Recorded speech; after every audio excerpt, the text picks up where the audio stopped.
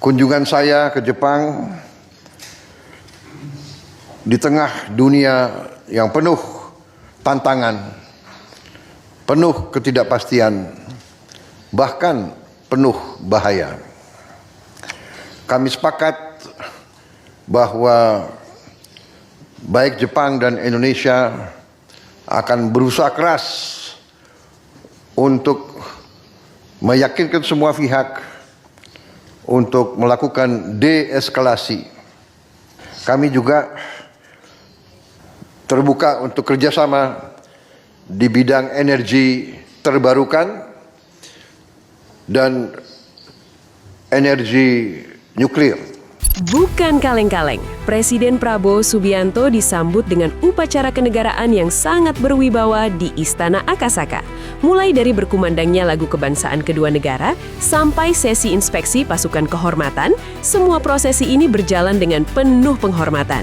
Momen ini bukan sekedar seremoni formal, tapi menjadi sinyal kuat betapa solidnya kemitraan strategis antara Indonesia dan Jepang saat ini. Pertama-tama saya menyampaikan Kunjungan Presiden Prabowo ke Tokyo di akhir Maret 2026 ini benar-benar bawa misi besar. Di Istana Akasaka, suasananya terasa sangat solid saat beliau berdiri bareng PM Jepang, Sanae Takaichi, untuk menyampaikan pernyataan pers bersama. Pak Prabowo mengawali dengan apresiasi yang mendalam. Beliau menyebut pertemuannya dengan Kaisar Naruhito sebagai simbol kuat betapa berartinya hubungan Indonesia-Jepang yang sudah terjalin lama. Tapi poin yang paling menarik perhatian adalah cara beliau memandang posisi Indonesia di tengah situasi global saat ini. Di tengah dunia yang penuh ketidakpastian dan tantangan, Pak Prabowo menyampaikan pesan yang cukup mind-blowing.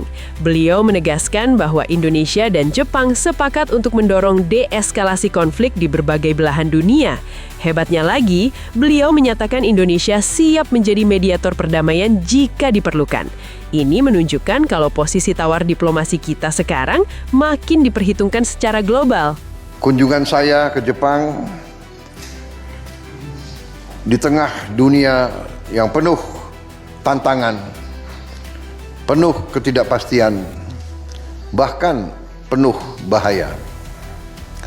Kami sepakat bahwa baik Jepang dan Indonesia akan berusaha keras untuk meyakinkan semua pihak untuk melakukan deeskalasi, dan kami pun siap untuk menjadi mediator bila diperlukan dan untuk fasilitasi usaha-usaha deeskalasi dan arah menuju perdamaian.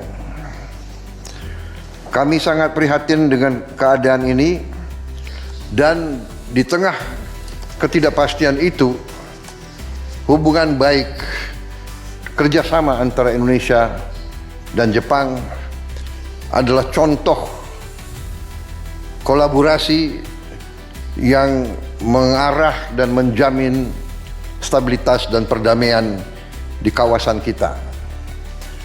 Kami tadi membahas banyak masalah di bidang ekonomi.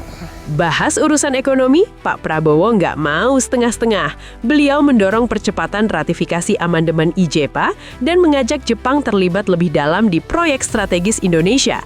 Fokusnya jelas, hilirisasi industri, pengelolaan mineral kritis, rare earths, hingga kolaborasi energi masa depan seperti nuklir dan energi terbarukan lewat kerangka Asia Zero Emission Community atau AZEC. Pak Prabowo ingin memastikan Indonesia naik kelas jadi negara industri dengan teknologi kelas dunia. Satu hal yang sangat relatable buat anak muda, Pak Prabowo juga menitik beratkan pada pengembangan SDM. Beliau sangat mengapresiasi kesempatan belajar dan program magang bagi pemuda Indonesia di Jepang. Beliau ingin transfer ilmu dan teknologi dari Jepang bisa diserap maksimal oleh generasi kita. Sebagai penutup, Pak Prabowo memberikan undangan resmi bagi PM Takaichi untuk berkunjung ke Indonesia. Diplomasi yang beliau bawakan terasa sangat luas, tenang, tapi tetap punya wibawa yang kuat. Indonesia benar-benar lagi menunjukkan taringnya sebagai mitra strategis yang setara bagi negara-negara maju. Gimana menurut kalian aksi diplomasi Pak Prabowo kali ini? Let's discuss di kolom komentar.